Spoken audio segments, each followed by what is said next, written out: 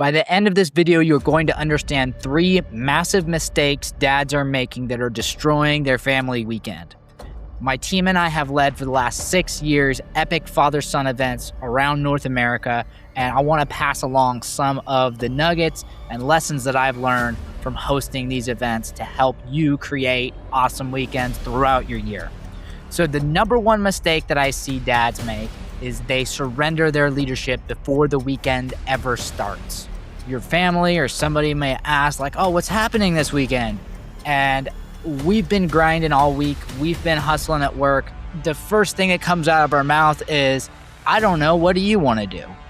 And what that communicates to our family is that I don't have the creativity, knowledge, or understanding of what we enjoy, what we're going to make a powerful experience for our family. So I'm going to surrender that responsibility to my wife, to kids. What do you want to do? And what do the kids decide?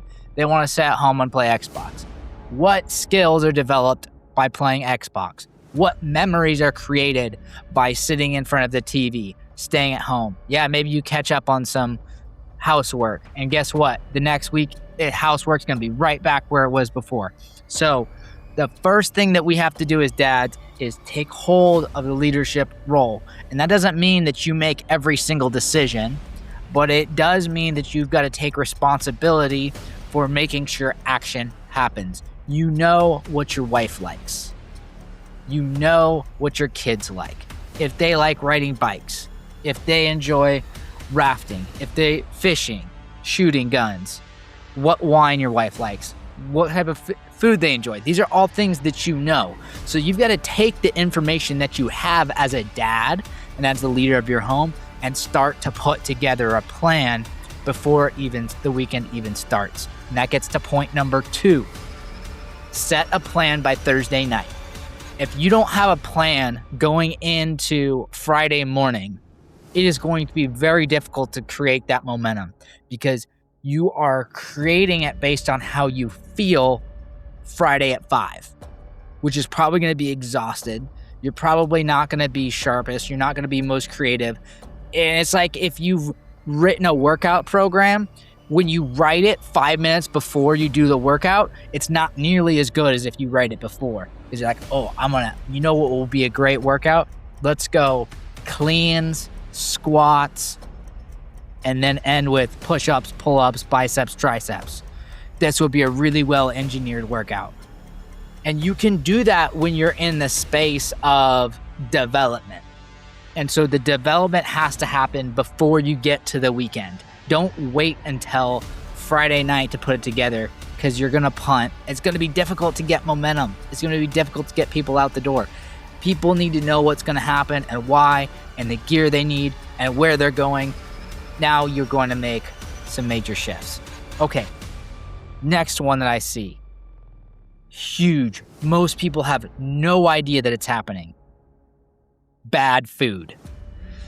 If you pack beer and chips and pizza and marshmallows and chocolate, you're sitting around the campfire and your conversations are going to be flat.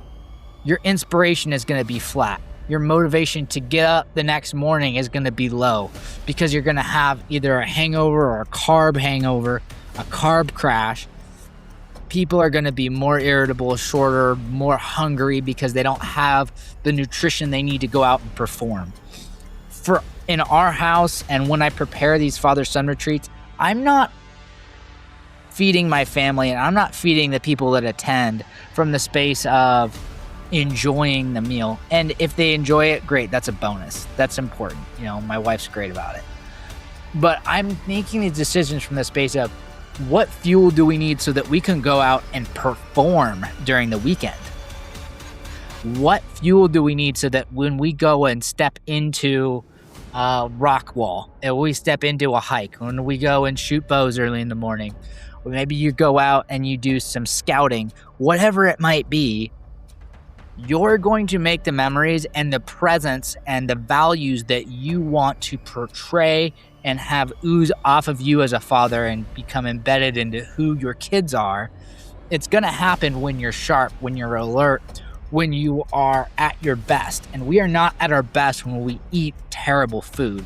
If all you want to do in the weekend is find a campfire and eat food that you think tastes good, then this is not the channel for you. Like, this is a channel for folks who are committed to performing as a dad at a high level, physically, spiritually, mentally. Because when we perform at a high level, our kids will see that and they're like, this is normal. Eating great food and going out on a big adventure later in the afternoon, that's what a normal weekend looks like. And then it's not a big deal. And a lot of our kids, so I've got a almost 19-year-old son, a 6-year-old daughter, and a 4-year-old daughter. And what I've seen as a teacher and bringing up the kids and with some of their friends, the normal has become sitting behind a screen. It hasn't been going to a tournament, performing, getting on a hike. And so when their friends come and that's what we're doing, it is a shock to their system.